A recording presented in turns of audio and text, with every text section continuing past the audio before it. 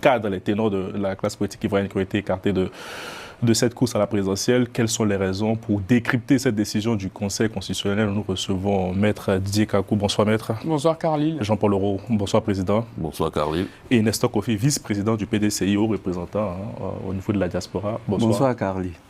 Maître, je me tourne vers vous rapidement. Quel commentaire faites-vous de la décision du Conseil constitutionnel ivoirien? Alors d'abord surpris par le timing annoncé, puisque tout le monde, tous les observateurs attendaient cette décision-là pour le 10 septembre. Nous avons cette décision qui tombe aujourd'hui. Et puis à chaud, on aura l'occasion de revenir là-dessus, des candidats éliminés de cette liste définitive. Candidat majeur, Tidiane Thiam, Laurent Gbagbo, Assalé Tiemoko qui pour moi faisait figure de troisième homme dans cette élection, et puis Afin Guessan. Les éliminations de messieurs Thiam et Laurent Gbagbo, on en a parlé sur ce plateau, je n'en suis pas surpris. Je fais observer tout de même, sur le cas Laurent Gbagbo, que selon le Conseil constitutionnel, il n'aurait pas obtenu la liste complète des parrainages. Ça m'interpelle. Le cas Laurent Gbagbo. Le cas Laurent Gbagbo spécifiquement. Le cas Afin Guessan, c'est la même chose. Oui. Donc ces deux candidats qui ont des partis politiques forts n'obtiennent pas les parrainages. 1%, je précise. 1% de parrainage dans 17 régions, c'est quand même fort de café. Je m'arrêterai là pour ces déclarations initiales. On aura l'occasion de revenir au plus au fond. Président Jean-Paul Leroux, fallait, je dirais, s'y attendre. C'était déjà joué d'avance ou vous avez des surprises personnellement? Oh non, pas vraiment de surprise. Comme l'a dit Maître Kakou, on s'y attendait. En ce qui concerne Laurent Gbagbo et le président Tidiane Thiam, c'était les présidents Laurent Gbagbo et Tidiane Thiam. Moi, je m'y attendais personnellement, donc pas grande surprise. Le cas de Pascal Afin Guessan, c'est vrai, candidat en 2015, candidat en 2020, et puis aujourd'hui rejeté. Bon, je m'y attendais pas. Comme Maître Kakou l'a dit, deux personnalités aussi fortes, le FPI, le PPACI, qui sont des partis implantés sur toute l'étendue du territoire, ne pas pu avoir de parrainage, ça pose question, ça crée le malaise. Et bon, il y a là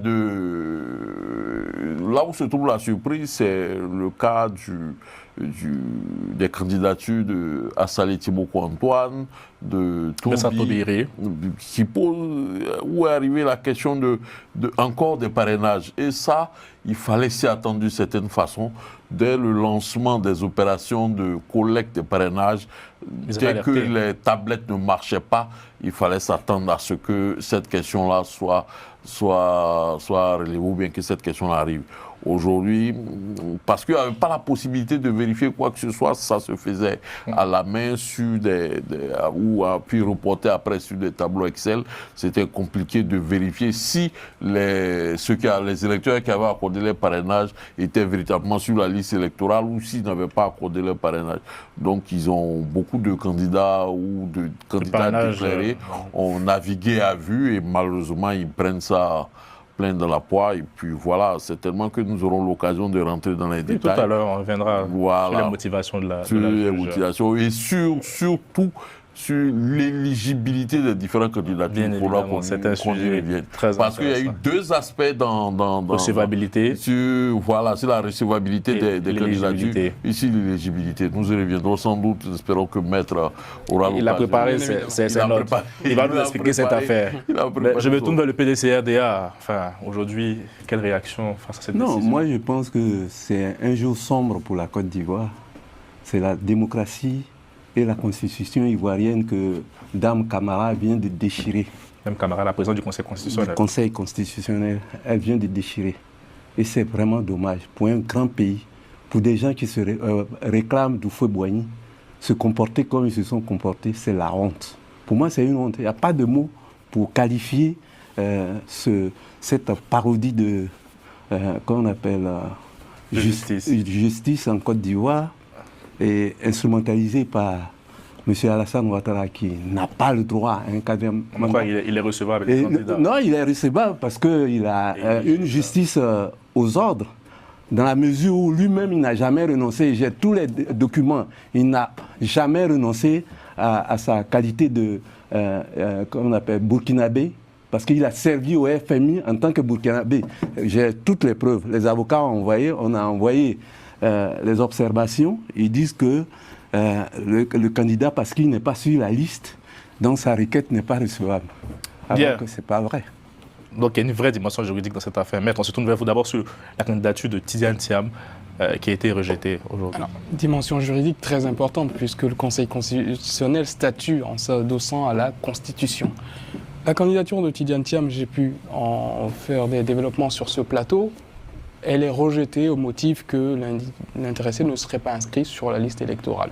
Et donc l'article 48 subordonnant la qualité de candidat à l'élection présidentielle au bénéfice de la qualité d'électeur, M. Thiam n'étant pas électeur, le Conseil constitutionnel en a déduit donc que sa candidature devait être rejetée. Sans surprise pour moi, puisque l'article 51 de la Constitution le prévoit expressément puisqu'il renvoie aux dispositions du Code électoral, donc sans surprise, juridiquement en tout cas.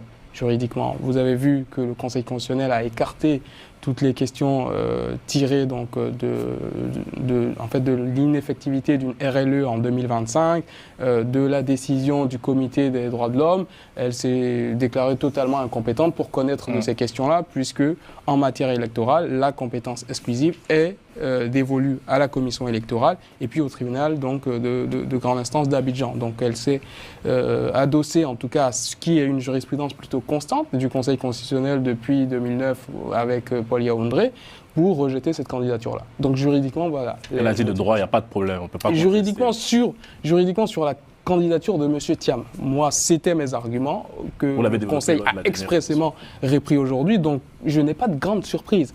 Nous avions eu des divergences d'avis avec les membres du PDCI sur cette question-là. Le Conseil nous a donné aujourd'hui raison dans la lecture juridique, en tout cas, qui est faite de la candidature de Thiam. Pas d'effet de surprise, moi, de mon côté, sur cette élimination. Moi, je viendrai sur le rejet de la candidature de Laurent Gbagbo. C'est vrai, pas de surprise, parce que n'étant pas sur la liste électorale, mais je note qu'il y a une précision qui est faite sur la question qui n'a pas pu obtenir les parrainages. C'est un peu gros. Laurent Gbagbo, c'est qui président déjà? Laurent Gbagbo, c'est l'ancien président de la Côte d'Ivoire, adversaire de Félou Soufou-Boigny, qui a eu 18% face à Oufou-Boigny. Avec un parti qui a 600 000 membres. 600 000 membres, Laurent Gbagbo n'arrive pas à avoir eu des parrainages frauduleux. Je me dis, oui, il y a le terme parrainage frauduleux, je me dis, il y a un petit soupçon de volonté de montrer qu'en réalité, Laurent Gbagbo ne pèse pas. C'est une humiliation, selon vous? Finalement. Moi, je le lis comme tel, en tout cas. On peut faire cette lecture sans se tromper. Dire, mais en réalité, il ne pèse pas. Il n'est même pas capable d'avoir, je crois, autour de 40 000 parrainages pour venir pour quelqu'un qui a officiellement 600 000 adhérents de son parti qui est né il y a à peine 2 ou 3 ans. Donc, c'est un peu ça. Au-delà de la non-surprise, ce petit caractère, en réalité, il ne pèse pas. Est-ce qu'il n'y a pas quelque part une volonté d'humilier le président Laurent Gbagbo et le PPACI?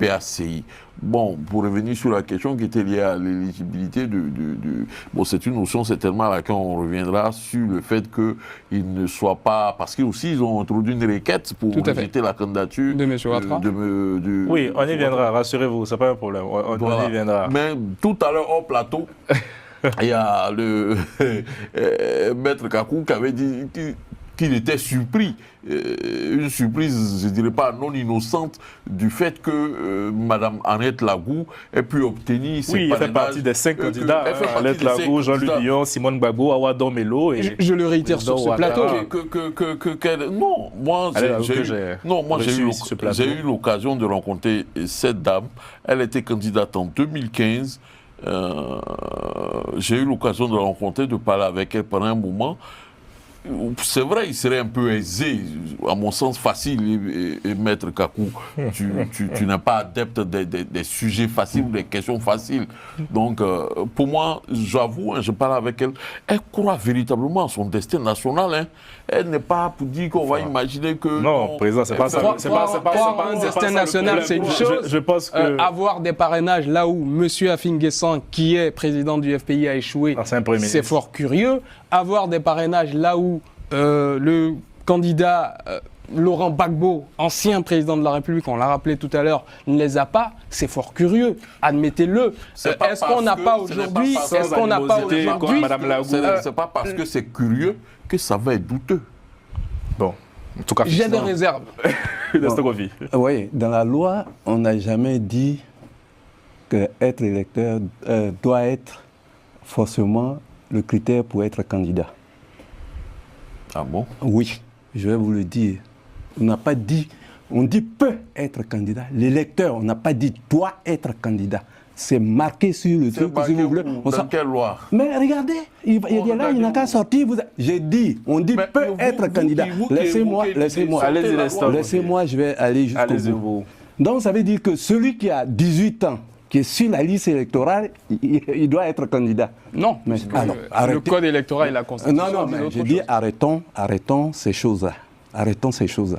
Il y a la hiérarchisation des lois. Et la Constitution a bien été claire. Il faut être exclusivement ivoirien. Et Thiam est exclusivement ivoirien. Ça a été reconnu par tout le monde. Donc on ne peut pas venir prendre une loi comme quelque chose organique, comme le code électoral, pour supplanter la loi. Non, ce n'est pas une question de hiérarchie des normes. Vous avez l'article 51 de la Constitution qui renvoie cette question-là. Mais que dit l'article 55 ? Oui, mais l'article 55 n'est pas le seul applicable, puisqu'il y a l'article 51 qui le précède, qui renvoie à la loi organique, donc portant code électoral en l'occurrence, de régir les conditions de l'éligibilité d'un candidat. C'est votre interprétation et chacun a sa... Vous voyez, juridiquement, on ne peut pas accuser Mme Chantal Camara de mobiliser cet article-là pour éliminer, puisque M. Paul Yaoundé, c'était le président du Conseil constitutionnel sous Laurent Gbagbo. Il a appliqué cette logique-là à un certain nombre de candidats. On n'avait pas éliminé pour chose... Avec l'arrêt de 2000 Oui. Avec, pour, qu'on appelle nationalité douteuse. Oui, avec l'arrêt de 2000. C'était pas la Cour suprême qui l'avait... Et il y a eu un revirement de jurisprudence opéré en 2010 à la faveur de deux décisions prises par le président Laurent Gbagbo, notamment des décisions présidentielles de 2005 et de 2009. Les accords qui ont été signés, qui ont été signés, qui ont demandé qu'on lui donne un mandat exceptionnel. Et il ne devait pas se représenter jusqu'à présent. Donc, on n'est pas d'accord avec tout ce que vous êtes en train de dire. Sur cette parenthèse-là, je pense que on va relire les choses. Oui. Allez-y. Le Conseil constitutionnel, le juge constitutionnel, là, il est là pour mettre tous les candidats sur le même pied. Mais malheureusement, non. Puisque toi-même, tu viens de dire, avec Assalé et tout ça. Voilà, le président Alassane Ouattara, en 2017, est fait candidat exceptionnel. Oui. Mais Paul Yaoundé, dans son arrêt, quand il le fait candidat, par souci que tous les Ivoiriens sont d'égale dignité devant la loi, il met tous les candidats de 2010 au même niveau. Ben oui. S'il est candidat, c'est parce qu'il a répondu à tous les Non, les accords, je suis désolé. Alors non, en fait, l'interprétation qui est faite par le Conseil constitutionnel en 2015 à la question sur l'éligibilité. Non, je ne suis pas d'accord. On a tous voulu le quatrième mandat, monsieur, a été reconnu de facto, vu cette recevabilité maître. Votre réaction? Pourquoi le Conseil constitutionnel admet ici que M. Ouattara peut faire un quatrième mandat? D'abord parce qu'il rejette les requêtes de M. Thiam et du président Laurent Gbagbo, motif pris de ce que ces deux-là ne seraient pas électeurs, que leur candidature aurait été rejetée. Je dois vous le dire sur ce plateau, je trouve cela fort curieux. Pour une raison qui est toute simple, c'est que l'article 56, alinéa 1 du Code électoral auquel fait référence la présidente du Conseil constitutionnel, n'impose pas, pour faire des observations, qu'on justifie de sa qualité d'électeur ou qu'on soit candidat retenu. Donc elle dit ici, ils n'ont pas qualité pour agir. L'article 56 alinéa 1... c'est la réponse qu'elle donne. C'est la réponse, tout à fait. Elle dit, vous avez soumis des requêtes, vous n'avez pas qualité pour agir ici, je ne peux même pas les traiter. Moi, je considère que M. Ouattara est parfaitement éligible, il respecte toutes les conditions de l'article 55, il est déclaré candidat. Cette interprétation-là, ce n'est pas la mienne. Tout à fait. Et cette interprétation, ce n'est pas la mienne. Parce que l'article 56, alinéa 1, en aucun cas, de la lecture qui est la mienne, ne conditionne la recevabilité des recours, des observations formulées par M. Thiam et Laurent Gbagbo à la recevabilité de leur candidature in fine. Donc pour moi, il y a un problème sur cet article 56, alinéa 1. pareil, parce qu'il dit ça, j'aimerais soutenir ce que Maître dit. Il y a quelque chose qui me revient. Amara, ici, paix à son âme, à l'époque, je crois que c'est en 2015. 2015. J'étais son directeur de campagne. Voilà, donc je peux bien vous parler de ça. Il fait une requête dans le même sens pour rejeter la candidature du candidat Alassane Ouattara. Pourtant, il n'était pas électeur et sa requête avait été reçue. Sa requête avait été reçue, examinée. Pour faire simple. Elle n'examine même pas la requête. Donc, c'est-à-dire qu'elle n'a pas pour mettre sur le fond. Non, elle ne tranche pas la question du fond. Elle estime qu'ils n'ont pas la qualité pour agir. Et dès lors qu'ils n'ont pas la qualité pour agir. Quelle qualité d'électeur vous avez fait cette requête, elle aurait pu traiter le sujet sur le fond. Selon ce qu'elle dit, ceux qui auraient pu faire ce recours et qui auraient prospéré, c'est Simone Gbagbo, Billon, Lagou, Oudon Melon ou Alassane Ouattara lui-même. Bon, M. Alassane Ouattara n'aurait jamais contesté sinon, on a les dossiers sa propre ici, inéligibilité. L'observation, là. Il n'a jamais renoncé à sa Pourquoi, à mon avis, à sa nationalité. Elle aurait pu faire simple, elle aurait pu se fonder sur une jurisprudence, sa dernière décision du Conseil constitutionnel de 2020. Ça aurait pu être un argument. Pourquoi elle n'a pas évoqué encore Mais elle ne peut pas évoquer ça. Elle n'a pas évoqué dessus. Dès le débat, quand on suit dans son raisonnement, déjà quand sa candidature, elle estime que sa candidature est recevable, elle arrive maintenant sur la question du fond, son éligibilité. C'est face à ces deux requêtes-là qu'elle répond aux requêtes du PPACI et aux requêtes du PDCI et de Laurent Gbagbo. Qu'elle répond à ça, elle dit, d'abord, vous n'avez pas la qualité, puisque vous n'êtes pas électeur, vous n'avez pas la qualité pour agir sur ce sujet. Par conséquent, elle ne vient même pas sur la question de son éligibilité. Elle dit c'est fini. Dès que sa candidature est recevable... Donc, pour la bonne compréhension de nos téléspectateurs, le Conseil constitutionnel n'a pas jugé sur le fond la question de l'éligibilité. Il a jugé sur le fond. Mais en éludant les observations formulées... sur le fond, qu'est-ce qui permet de concevoir encore un 4e mandat aujourd'hui? Non, le Conseil a dit, il a été très clair. Pour nous, M. Alassane Ouattara est il remplit toutes les conditions d'éligibilité prévues par l'article 57. Il est ivoirien, il est de nationalité exclusivement ivoirienne. Il a moi, j'aimerais bien qu'elle nous fournisse le papier de sa rénonciation à sa nationalité. C'est pas sur le Conseil constitutionnel de faire ça. C'est pas le Conseil constitutionnel de faire ça.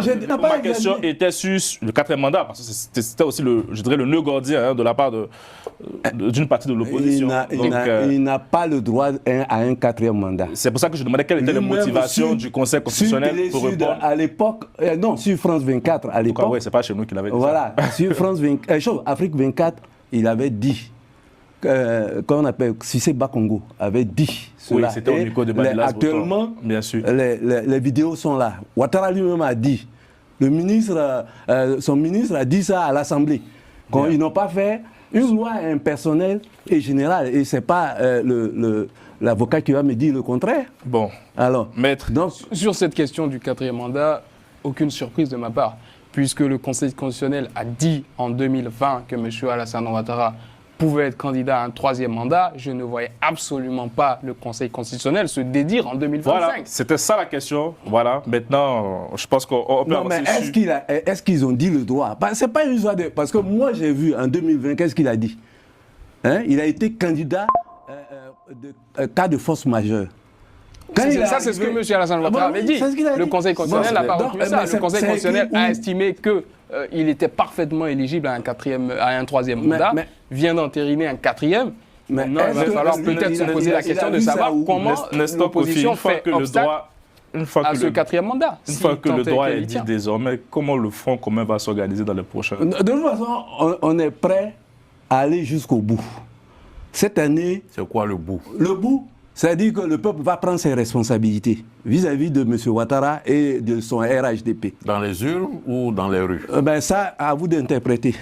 Comme eux, ils ne veulent pas dire la loi, nous, on ne dira pas notre plan, qu'est-ce qu'on va faire, on ne dira pas. Voilà. Carly, j'aimerais aussi revenir sur un point, la question des parrainages. Là, parce que pour moi, c'est important. Il y a une proportion significative de faux parrainages. Ça m'interroge sur le mécanisme de vérification de ces parrainages, d'une part. Et ensuite, sur les sanctions qui sont réservées, parce qu'on ne parle pas de 10, 15, 20 parrainages frauduleux. On parle de plusieurs dizaines de milliers de parrainages. On parle de dizaines de milliers de fausses cartes d'identité. Est-ce à dire qu'il y a une industrie du faux qui tourne en Côte d'Ivoire sur la question des cartes d'électeurs, sur la question des cartes nationales d'identité. Parce que si on fait le cumul de toutes ces candidatures rejetées pour faute de parrainage légaux, eh ben, on a plusieurs centaines de milliers de fausses cartes d'identité, de fausses cartes d'électeurs qui circuleraient en Côte d'Ivoire. Oui. Et ça fait peur. Avec ce que Maître Abiba a dit, sur 8 millions, il y a 6 millions qui sont des faux électeurs. C'est sur ça qu'il faut chercher. Ce que tu dis, on a eu ce débat-là ici en off. C'était ça le drame en fait. Le fait que les tablettes ne marchent pas, oui. Ou n'ont pas marché, il fallait non, ils ont fait exprès. Monsieur Kofi Lestor, laissez-moi. Non, ils ont fait exprès. S'il vous plaît, ici, il n'y a pas eu une tribune. Allez-y, président Jean-Paul Leroux. On devait s'y attendre à ce flot de parrainage frauduleux. Soit c'était prévu en amont, ou je ne sais pas ce qui s'est passé, mais franchement, imaginez le président Laurent Gbagbo ne pas réussir à avoir 40 000 parrainages pour quelqu'un qui a 600 000 adhérents, c'est-à-dire des gens qui ont plus de 18 ans qui sont électeurs. Il ne peut pas avoir ça. Ça pose un problème. Et comme Maître Kakou vient de le dire, ça pose une vraie question. Il y a au moins il y a des centaines, des dizaines de milliers de fausses cartes d'identité, de fausses cartes d'électeurs qui circulent en Côte d'Ivoire. Mais cela veut poser un vrai problème sur la sincérité du scrutin présidentiel qui arrive. Mais le Conseil constitutionnel devrait, je dirais, s'auto-saisir. Je pense qu'il appartient au parquet de vérifier, d'une part, à partir donc, de ces décisions-là, et puis de poursuivre, le cas échéant. Maître, des questions de méthodologie. Comment les choses vont se passer désormais? J'ai vu qu'il y avait des décrets qui ont été publiés. On va vers quoi là? On va vers une élection au 25 octobre. Le collège électoral a été convoqué. La campagne va s'ouvrir. Donc on va chercher nos cas d'électeurs, c'est bien ça? Tout à fait.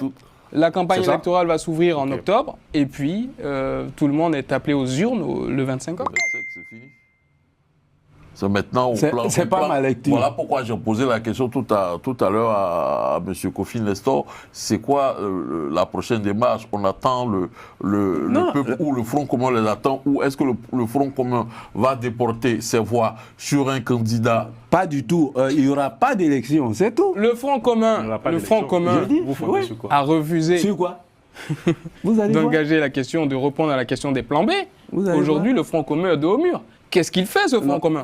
Parce que nous attendions légitimement les rejets des candidatures de M. Gbagbo et de Thiam. Qu'est-ce qu'ils font aujourd'hui? J'ai dit, le Front commun va rester dans la résistance jusqu'au bout, jusqu'à ce que nous ayons satisfaction de nos revendications. Et donc vous estimez qu'il n'y aura pas d'élection? C'est pas moi qui estime, c'est Mme Camara qui va porter ce chapeau-là. C'est pas moi qui estime. Je n'estime rien. Quelque chose à ajouter pour terminer cette moi, spéciale? Je demande au Front commun de faire bloc jusqu'à ce que nos revendications soient satisfaites. Je regarde le président Laurent Gbagbo, je regarde le président Tidiane Thiam, je dis, bon, il y a quand même des candidats qui ne sont pas, je dirais, proches d'Alassane Ouattara. À un certain moment, Simone Yves Gbagbo... Il ne la soutiendra pas. Il a d'ailleurs intenté une requête pour qu'on lui retire le nom Gbagbo. Ce n'est pas anodin, il ne la soutiendra absolument pas. Il y a Awadou Melo, qui sont là. Qu'est-ce qu'on fait à ce carrefour-là? Qu'est-ce qu'on fait? Bizarrement, tous les plans sont qualifiés bizarrement. Non, j'ai dit, si M. Ouattara se retire, il y aura des élections. Parce qu'il n'en a pas le droit. C'est un peu de la politique fiction. Non. Mais nous, on n'acceptera pas, le peuple n'acceptera pas ce 4e mandat illégitime, antidémocratique. On ne va jamais accepter. Carlyle, moi j'aimerais finir vraiment en exprimant, c'est un sentiment personnel, une déception grande et profonde vis-à-vis de l'élimination de Assalé Thiemoko, qui pour moi faisait vraiment figure de 3e homme. Et les trublions, comme il peut l'être, dans un climat politique comme celui de la Côte d'Ivoire, très souvent, ils ne vont pas jusqu'au bout. Norbert Navarro, la dernière fois, m'avait demandé une sorte de pronostic et j'avais, à juste titre, malheureusement, prédit que M. Assalé Thiemoko ne serait pas candidat. Il n'aurait pas réuni les parrainages. Bon.